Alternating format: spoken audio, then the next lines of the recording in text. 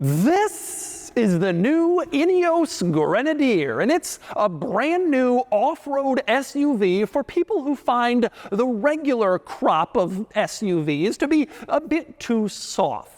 If you miss the old Land Rover Defender, the old Toyota Land Cruiser, old school boxy utilitarian SUVs with a purpose, then this is the truck for you.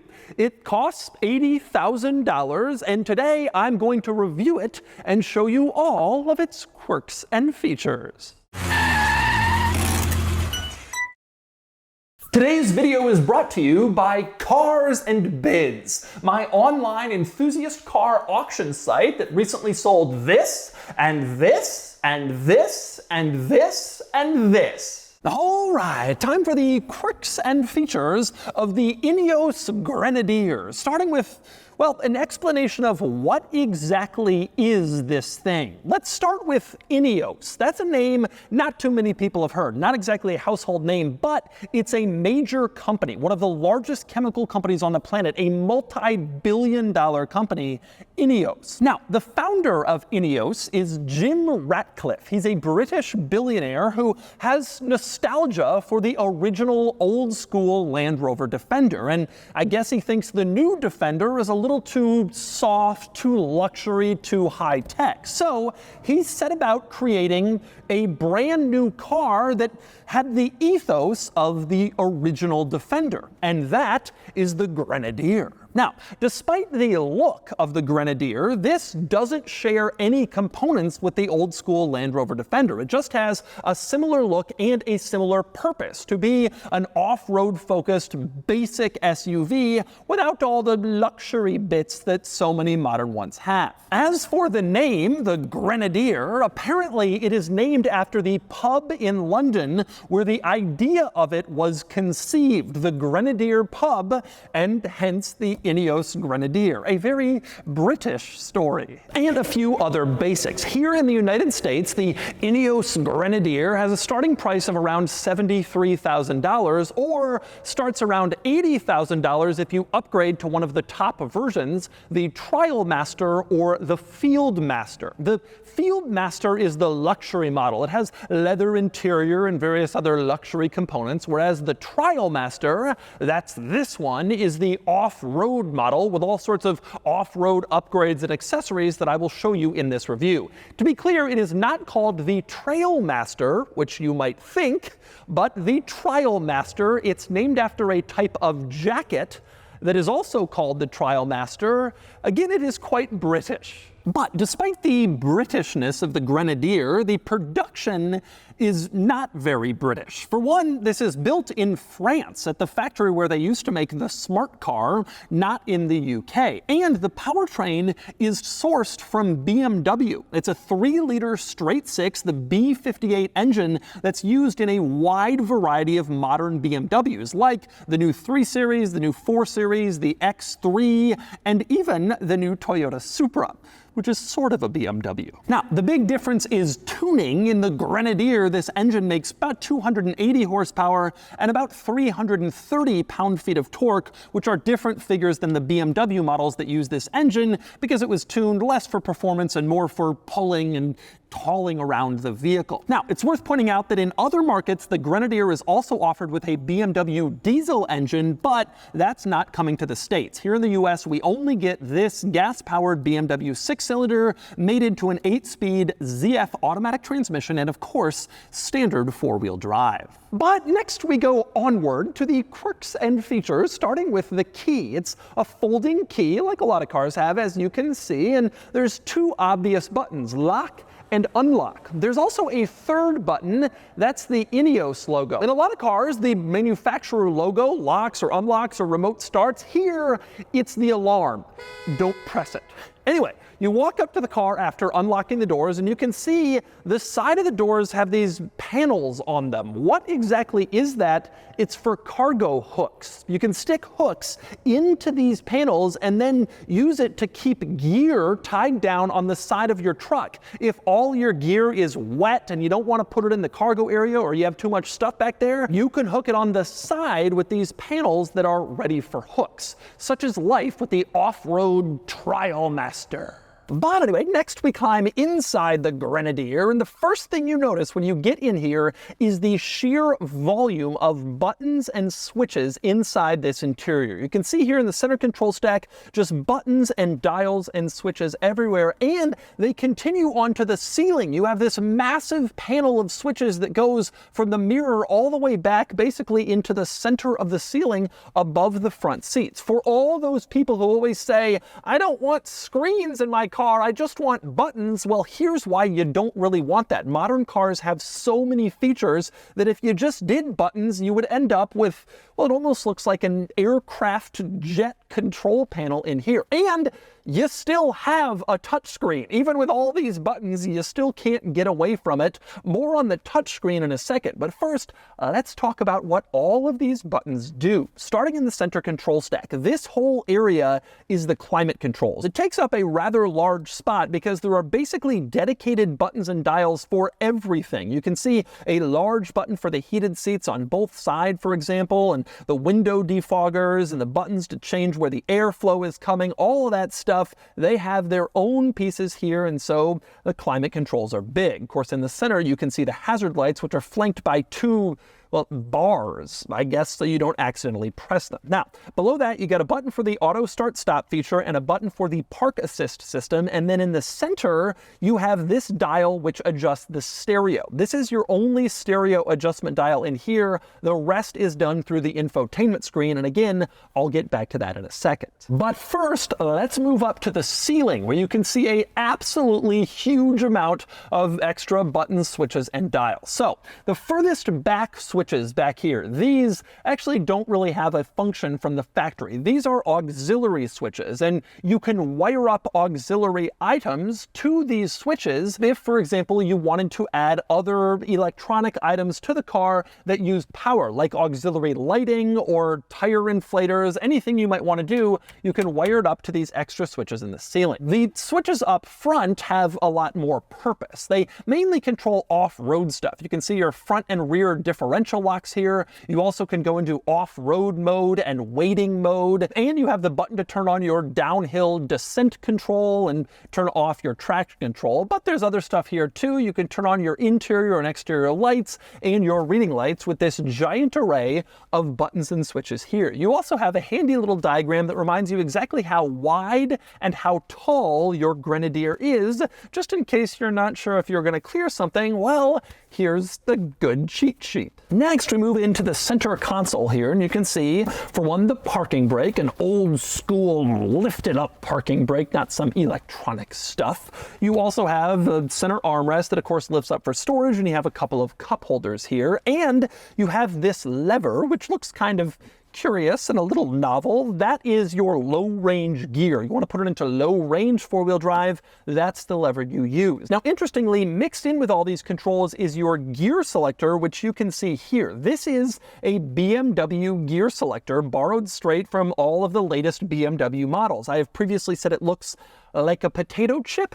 I still feel that is true, and it is very much out of place in the Grenadier with all of its square and circular controls. This is almost too modern and new age, but it's a BMW powertrain and transmission, so the gear selector goes along with it. Now, the other thing you'll notice in here is a dial in the center and various buttons that help you control the infotainment system. So let's talk about the infotainment system, which is rather unusual, mostly because the left side of the infotainment screen shows what you would normally expect to see in a gauge cluster. In other words, your speed is printed there, your odometer reading, your current fuel level, it's all printed on the left side of the central infotainment screen. And that's because the Grenadier does not have a traditional gauge cluster behind the steering wheel. Instead, it has this little panel, as you can see, which shows all of your warning lights. When you turn on the car, they all illuminate. There are a lot of warning lights, but you turn it on and you can see that's where that panel is located. So the gauge cluster information is moved into the center screen. Now, the obvious reason that Ineos did this is to make the car a little bit cheaper for left-hand drive and right-hand drive conversions. Instead of having to make a separate dashboard gauge cluster for left-hand drive and right-hand drive, all that information is in the center so they can more easily swap the steering wheel position depending on which market they're producing the car for. It just makes production a little bit easier. Now, as for the infotainment system itself, well, it's not really all that great. For one thing, it's kind of far away because it's in the center and then it's positioned on the opposite side of the gauge cluster readout, so it's pretty far to reach, and frankly, it's kind of slow to respond to your inputs, and it doesn't really have all that many cutting-edge features. But that's not really the point of the Grenadier, so you can kind of forgive it for having a relatively average infotainment system. Also worth pointing out, it does have some cool features in its infotainment system, like the Pathfinder feature where you can record a path. So if you're on some cool off-road trail that isn't marked on the map, you can record it here and then you can drive on it again later because you've already done it. You also have an off-road statistics component inside the menu where it'll show you like the previous altitudes you've climbed to, how far you've driven, all that stuff since you've been driving and since you've been driving off-road, which is kind of cool. But generally speaking, the infotainment system, again, fairly average. It contains audio, various vehicle settings, but it's not going to be your main focus in this interior. If you're the type of person who buys a Grenadier, the infotainment is definitely a secondary thought since you like the old school basic SUV. Now, beyond all the controls I just showed you in the center of this interior, you also have a few buttons on the steering wheel that control other items, like your cruise control over on the left. That's pretty standard, and on the right you have your stereo volume track adjustment, but you also have the coolest Grenadier control of all, which is a little horn that says Toot with a bicycle on it. Listen to this. The Grenadier has a normal loud horn in the center of the steering wheel. You press it and it's loud.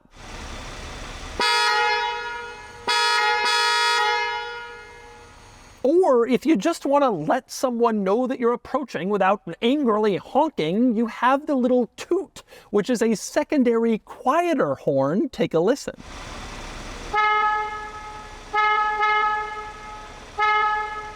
The reason it has a bicycle on it is, I guess, if you wanted to let a cyclist know that you're approaching and you don't want to honk at them and get everybody angry, you could just toot toot to let them know that you're coming up behind. That's a great feature that the Grenadier has. Now, beyond the steering wheel, directly behind them in fact, you have your stalks for your turn signals and your wipers, which are borrowed from BMW. Interestingly, despite borrowing the powertrain, the Grenadier doesn't have that much BMW stuff. It has the gear selector, like I showed you, and the turn signal and the wiper stalks, and also the hood latch release is from BMW. You gotta pull it twice to open the hood, like in new BMWs, but aside from that, a lot of the stuff in this car is proprietary. Ineos created it, and they didn't borrow it from other automakers, which is commendable. Usually you get into a small volume product from a new brand, and you can see a lot of shared stuff that they had to pay for. Not here. They went out and got stuff themselves. And beyond the controls up front, a couple of other interesting quirks. For one, over on the passenger side, you have a grab handle integrated into the dashboard. It is very sturdy. It's there if you're doing severe off-road maneuvering to steady yourself so you don't go flying, hit your head, or just grab it if you get scared. I also like the fact that in the center of this entire dashboard situation, you have a circular display that is not a clock. Instead, it's a compass that shows direction, and it also shows your current altitude and the outdoor temperature. This is a vehicle for adventuring, and those items are important when you're adventuring.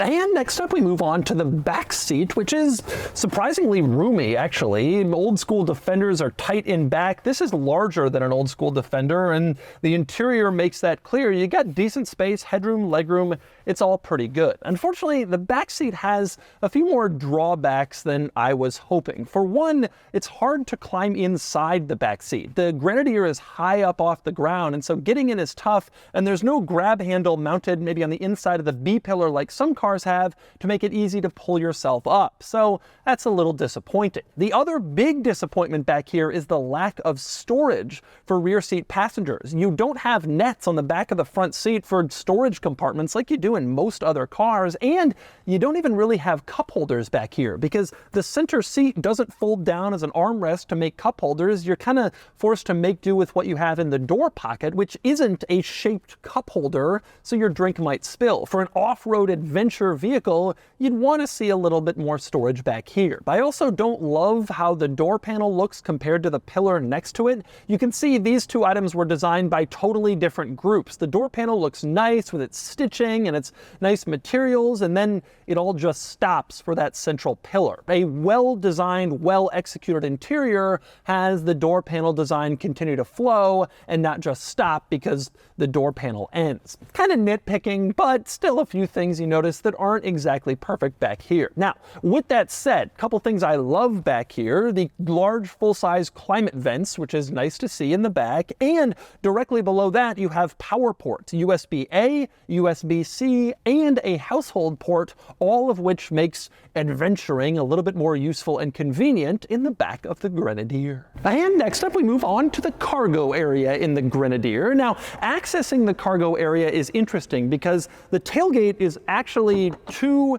individually opening doors instead of a traditional tailgate. Now, the reason that they do that is so they can mount a spare tire on the back. You can't easily put a spare tire on the back of an opening tailgate because it's too heavy, but you can mount it on a door, which is also why the new Defender and the Mercedes G-Wagon have opening doors instead of traditional tailgates. Now, one of the cool benefits of the Grenadier is this split tailgate, which means you have a small tailgate door that you can open separately from the main one. So if you just want to put small items inside, just open up the little door and you can stick them in without having to go to the trouble of opening the big, giant, heavy tailgate. But that also creates some drawbacks, the biggest of which is when you're driving along, you got a giant post in the center of your rear window. And you can see in the rear view mirror that post is very visible and certainly does cut down on your rear visibility. This car would benefit greatly from a rear view mirror camera, but it doesn't have one. The other interesting drawback is that the rear wiper only covers the large rear window. The small rear window cannot be wiped, which is another visibility disappointment. But worth pointing out that there are heating elements in both rear windows, left and right, which is nice to see. Anyway, climbing inside the back of the Grenadier, the first thing you realize immediately is that the cargo area is absolutely huge. I've been reviewing so many modern SUVs with their sloping roofs that come into the cargo area. Not here. It is a giant space, square, rectangular, boxy, enough room for anything. And of course, the rear seats fold down. If you want even more space, you can get a lot of gear in the Grenadier. There's a slogan for you. You also have on the storage floor these hooks that I mentioned that you can also put on the outside in order to keep gear kind of tied down and make sure it doesn't slide around. You even have more hooks on the sides of the cargo area to mount even more cargo netting or to just keep gear safe so it doesn't slide around. Also worth pointing out, one other thing I really like about the cargo area of the Grenadier is this panel here on the inside of the tailgate door. You open it up and it's a little storage compartment. Now, for Grenadiers sold in Europe, this is where their mandated warning triangle has to go. But in the United States, the land of freedom, we have no such mandates. And so it's just an extra storage compartment where you can put smaller items to kind of keep them private and make sure they're not rolling around in the back. Pretty cool. And next up, we move on to the rest of the exterior quirks and features of the Grenadier, starting with lighting. Now, like most old school SUVs, it has giant circular headlights, but they're updated for modern standards. These are LED headlights with a little LED running light circle going around it that turns into an LED turn signal when you put on the turn signal. That makes sure that lighting is better than what you would have gotten in an old Land Rover Defender. Same deal around back. You have LED light circles for the taillights.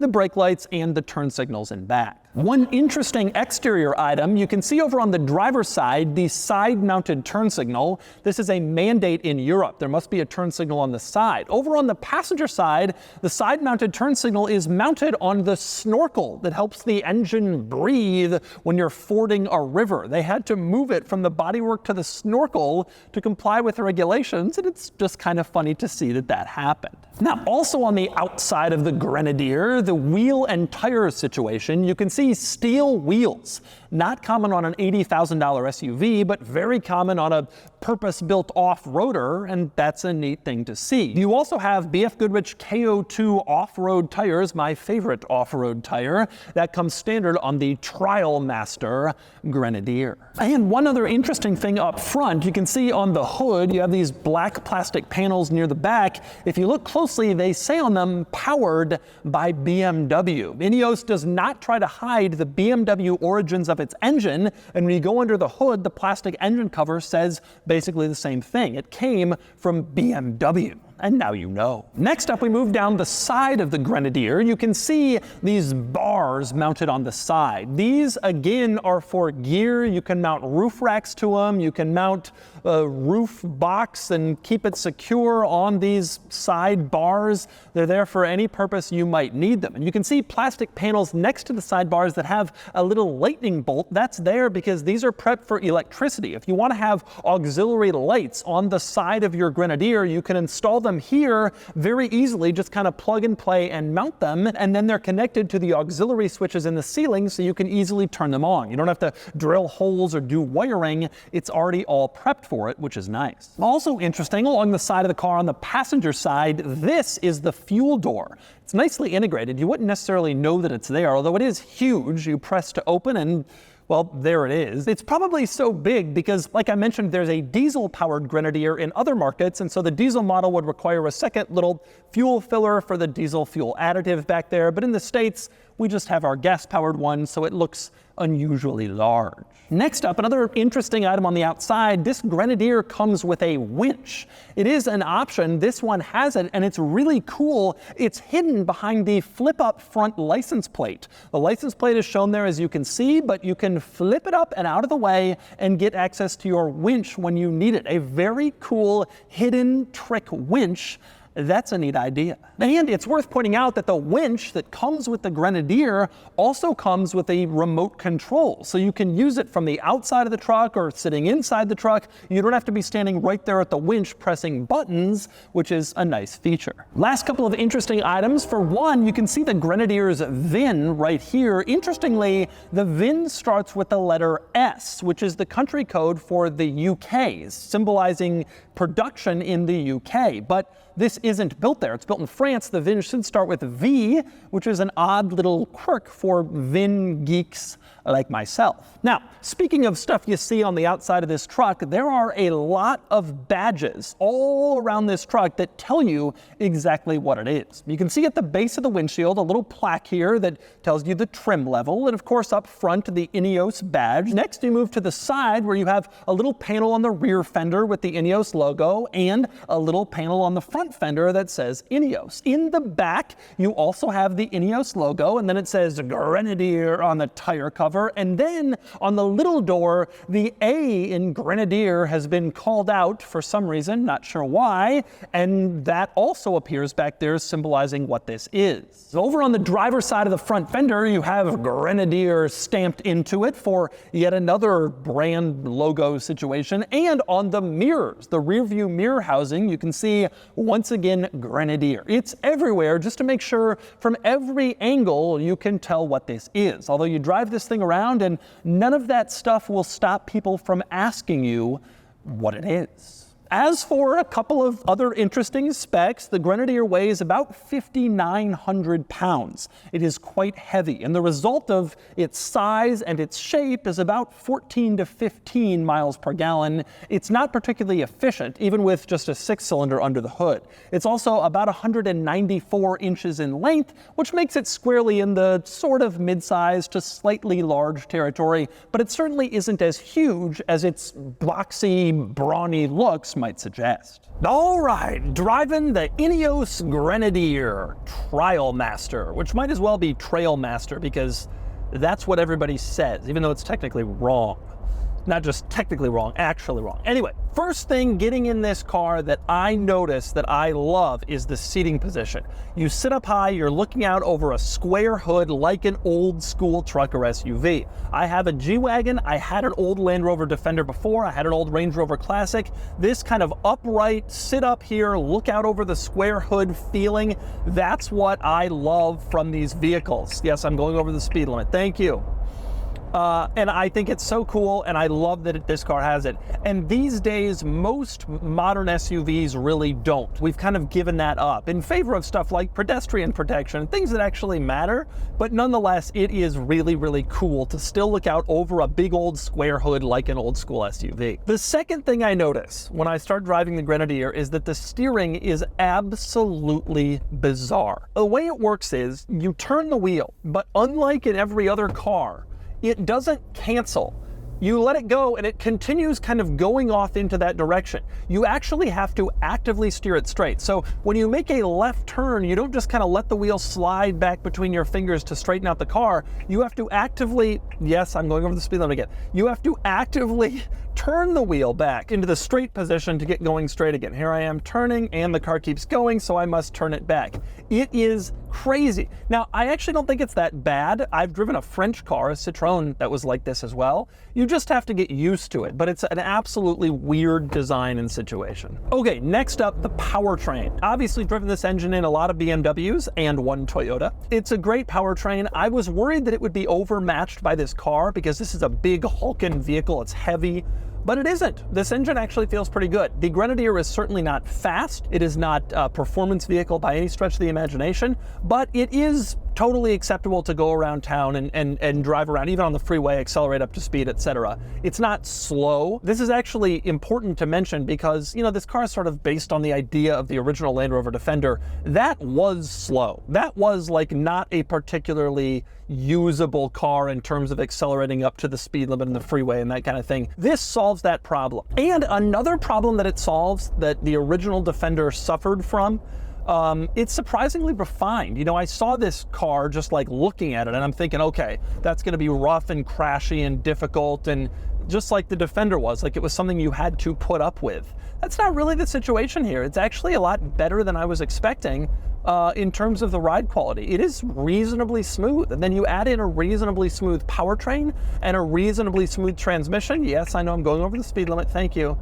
And it actually drives better than I was expecting. I was thinking that in order to get one of these, you were making a major concession compared to more traditional vehicles, like a new Defender or whatever, but that's not really the case unless you're talking specifically about steering. Truthfully, I've read some reviews online about this car that were quite negative. I think that they're from people who have never really spent time in one of these trucky SUVs. And they're mostly, I hate to stereotype, but they were mostly younger people who I think weren't really around in the days of the old school SUV and maybe don't have any nostalgia for it. But I think if you did spend time with these older trucky SUVs, they have like an undeniable appeal to you, like a nostalgia appeal that they're just so cool. And this one actually does a pretty good job of being like that without being quite as compromised as an old Defender or an old 60 series Land Cruiser or something of that variety. Admittedly, there are still compromises. This thing that keeps telling me I'm over the speed limit is tremendously annoying, and apparently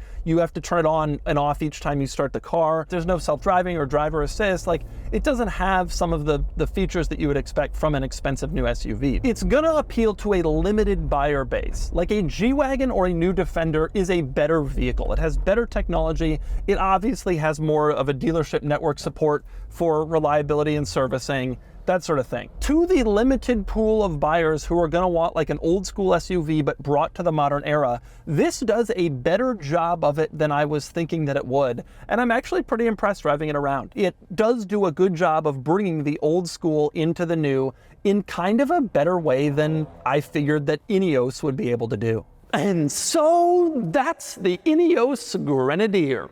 This has gotten some criticism for its steering feel, its on-road manners, its entire driving experience. But as someone who owned an old-school Land Rover Defender, I get it. This isn't for everyone. In fact, it's only for a small sliver of people. But if you think that today's off-road SUVs are a little bit too daycare drop-off line and not tough enough, then this is for you.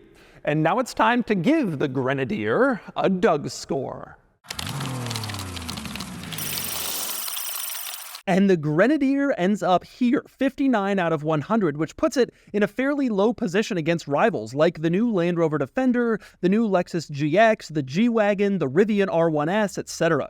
Truthfully, I really liked the Grenadier a lot more than I expected, but it has a very small appeal. You really have to bypass all of the benefits of rival SUVs from highly regarded brands in order to give this startup SUV a try, even despite its low-tech approach and worse on-road manners. For people who long for the days of the old Defender and G-Wagon, this will have huge appeal, but how many of those people really want to spend over $80,000 on a new SUV? I guess Ineos will find out.